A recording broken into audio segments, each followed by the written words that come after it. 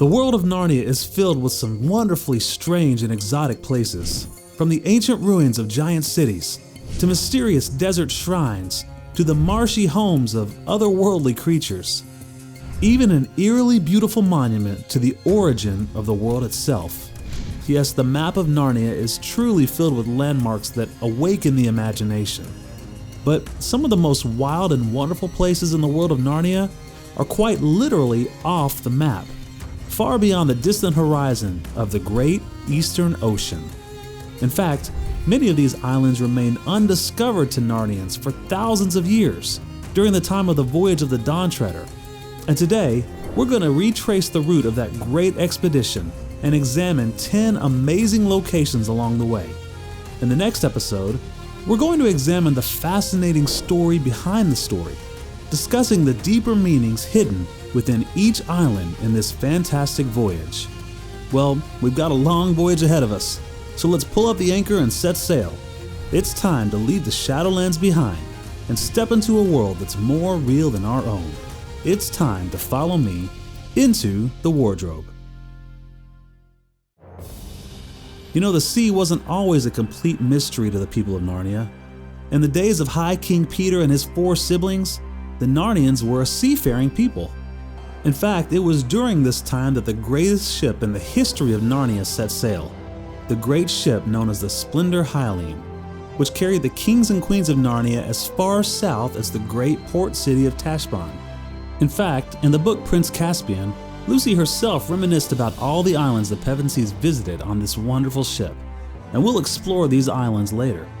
However, many generations later, Narnia had completely abandoned the seas, due mostly to the fact that the Telmarines themselves were afraid of the waters. In fact, we now know that the Narnians had even forgotten how to build ships at all. It wasn't until King Caspian X overthrew his uncle Miraz that the Narnians began to rediscover the sea. Caspian's mentor, Dr. Cornelius, had secretly taught him in his childhood many of the skills that he would need to become an oceanfarer, including navigation and the art of shipbuilding. By the time he was king, Caspian began to build his own ships, and the best ship he had built by far was the legendary Dawn Treader.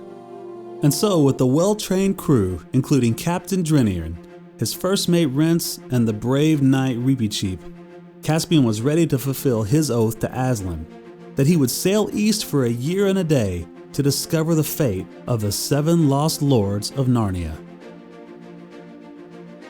So, the Dawn Treader departed from the island of Cair Paravel, which, of course, hadn't always been an island. The plan was to visit first the known islands in the region, specifically 4 separate island groups that had all been visited by the Pevensies years ago, and each was specifically mentioned by Lucy in the book Prince Caspian. These islands were all located in the large bay known as the Bight of Calormen. A bight is a bend in a coastline that forms a large bay. Now, the bight itself was massive, stretching all the way from the northeast corner of the Wildlands of the North to the southeastern tip of the Calormen Peninsula. What lay to the east beyond these islands was totally unknown to the Narnians. In fact, it was even unknown to the islanders of the Bight. Although, spoiler alert, Pauline Baynes was kind enough to include markers for these unknown lands, which were quite literally off the map. Now, the first waypoint for the Dawn Treader and the first stop on our tour is the island of Galma, which is the island nearest to Narnia. Galma was actually an independent dukedom, which presumably kept their distance during the reign of Miraz, but they were apparently very surprised and pleased with the arrival of King Caspian, so much so that they organized a jousting tournament in his honor and tried to marry him off to the daughter of the Duke, at which point Caspian promptly set sail for the next island on our tour, Terabithia. Terabithia was a southern island whose closest continental neighbors were Archenland and Calormen. Now, the Dawn Treader couldn't land in Terabithia because of an outbreak of disease, and unfortunately they also encountered pirates after rounding the cape. It's been speculated that in the absence of a Narnian navy, pirates thrived and flourished in this part of the sea. The next stop is an archipelago off the coast of Ettensmoor to the northernmost islands in the Bight of Calormen, known as the 7 Isles. And decades later, Caspian would return here in search of another great lord, the greatest in fact, Aslan himself. And indeed, he would find him there. The two major islands in this chain are Mughal and Bryn, which is home to the great port city of Redhaven. Interestingly enough, the mysterious hermit of the Southern March, who met Shasta and Bree in The Horse and His Boy, possessed a magical pool which allowed him to see all the way to Redhaven and observe what ships were coming and going from that great port. The next stop on our journey takes us on a long southerly route all the way to those distant islands aptly named the Lone Islands. Now, these islands were located at the edge of the Bight of Kellerman and the beginning of the Great Eastern Ocean. What lay behind these islands, no one knew, not even the Lone Islanders themselves. About halfway along this leg of the trip is when Edmund, Lucy, and Eustace were pulled from the sea and joined the crew of the Dawn Treader. The Lone Islands archipelago consisted of 3 islands, Philomath, Avara, and Dorn, which was also the home of the main settlement of Narrowhaven. Now, most people don't actually know that the Lone Islands have a long and rich history in Narnia. So rich, in fact, that an entire video could be made just about the Lone Islands. However, the basic rundown is that the Lone Islands had been under Narnian rule for over 2,000 years, since Narnian year 302, when the Narnian king Gale conquered a dragon that had been terrorizing the islanders. Now, a quick side note here, I believe that if Caspian and the rest of the crew had known their history, it would have given them a clue as to what was waiting for them in those distant waters ahead. In any case, to show their gratitude for conquering the dragon, the people of the Lone Islands made King Gale their emperor, the first emperor of Narnia in fact, and the Narnian rule continued in one form of government or another until presumably the end of Narnia. In fact, Jadis herself, during her tyrannical reign of Narnia, had dubbed herself Her Imperial Majesty, Jadis, Queen of Narnia, Chatelaine of Cair Paravel, and Empress of the Lone Islands. Now, the Lone Islands were mostly neglected by the Empire during the reign of Miraz, and during that time of neglect, the island castle fell into disrepair. Kellermans began to expand their influence in the area, and worst of all, the practice of slave trading began to take root, eventually becoming a major aspect of the Lone Islands economy. Thankfully, Caspian reclaimed the land and banished the practice of slave trading. It's also here that he discovered the first of the Lost Lords, Lord Byrne, whom he set in place as the first Duke of the Islands after removing Governor Gummis from his station. Well, now it's time to continue eastward into the great unknown of the Eastern Ocean. So for the remainder of our tour, we'll be traveling quite literally off the map. The first stop and the first island discovered by the Dawn Treader's crew was Dragon Island. Dragon Island was a wild and mountainous, probably volcanic island, which was described as treacherous and inhospitable. Of course, it was given its name because of its terrible secret, a huge cache of forbidden treasure that would cause anyone who took it to be turned into a dragon, which is exactly what the stubborn and foolish Eustace tragically discovered. It was also the eternal resting place of the second lost lord, Lord Octavian, who may or may not have also been the first dragon that Eustace encountered and who eventually died. Oh, and whose dragon carcass Eustace eventually ate. Gross, I know. Now, one final note about this island. It's the first time that Aslan appears on an island during the Dawn Treader's journey, at which point, in a rather painful and gruesome manner, he transforms Eustace from a dragon back into a human. Now, moving farther east from Dragon Island, the next island to be explored is Deathwater Island. Now, if you've never read the books and have only seen the Walden Media film version of the Voyage of the Dawn Treader, you might be confused right now. Because in the movie, Dragon Island and Deathwater Island were actually one and the same. Of course, we all know filmmakers don't let a little thing like canon get in the way of a good, or maybe not so good, movie, do they? Now, this distinction is actually an important one to the larger theme in the book, and that's something we'll dive into in greater detail in the next episode. But for now, back to the tour. Deathwater Island was given its name, of course, because of the mountain lake which possessed astonishing magical waters, where anything that came into contact with the water was turned to pure, solid gold. Of course, this would have deadly consequences for anyone who fell even partially into the water, and that actually was the fate of the third lost lord, Lord Restamar, who was discovered on the island in the form of a solid gold and naked corpse. Interestingly enough, there were two streams which converged near the island harbor, and one of those streams flowed directly from the magical lake.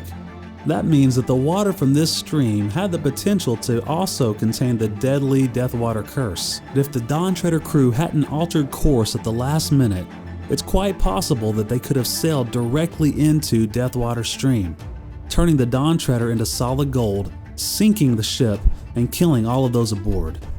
Thankfully, the crew avoided this fate and eventually sailed on to the next stop on our tour, a strange island now known as the Land of the Duffers. Now this island is the home of a group of one-legged dwarves known as the Duffers and their master, a fallen star named Coriakin. The Duffers maintained the island for Coriakin, including his great garden which contained shrubs and bushes that were pruned into fantastically strange shapes. The island also contained a great mansion which held a library, and in the center of the library was a great and powerful book of magic spells. Now, interestingly enough, we learned from Aslan himself that there are many other islands in the sea that also serve as home for falling stars, one of which we'll meet later, but there are likely many more out there that still remain undiscovered. Now, as we continue on from this island, I have to warn you, the next leg may be the most treacherous. For the Dawn Treader, they continued eastward for nearly 2 weeks, seeing no signs of land. On the 13th day, they could make out just on the horizon what looked like a black mountain.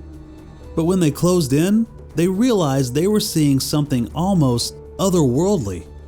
It was even hard to describe, but it was something like a place of pure darkness, where even though the open ocean was filled with daylight on a bright sunny day, the light inside seemed to be swallowed up into a land so dark it was even hard to make out its form. This was, of course, what's now known as the Dark Island, and it's seemingly the most supernatural of all the islands.